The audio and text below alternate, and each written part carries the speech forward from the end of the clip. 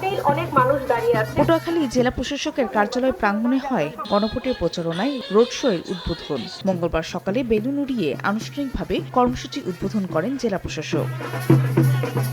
অনুষ্ঠানে বিভিন্ন সাজে হাজির হয়ে প্রান্তিক পর্যায়ে জনগোষ্ঠীর কাছে তুলে ধরা হয় গণভোটের গুরুত্ব। পরে মিনি পিকআপে বের করা হয় র্যালি।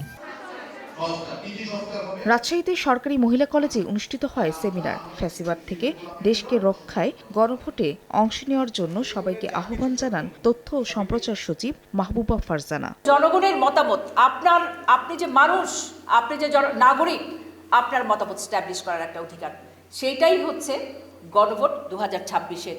আয়োজনে জানানো হয় 12 ফেব্রুয়ারি নির্বাচনের দিন ভোটারদের দুটি ব্যালট পেপারে ভোট দিতে হবে। সাদা ব্যালটে প্রার্থী নির্বাচন আর গোলাপিতে হবে গণভোট।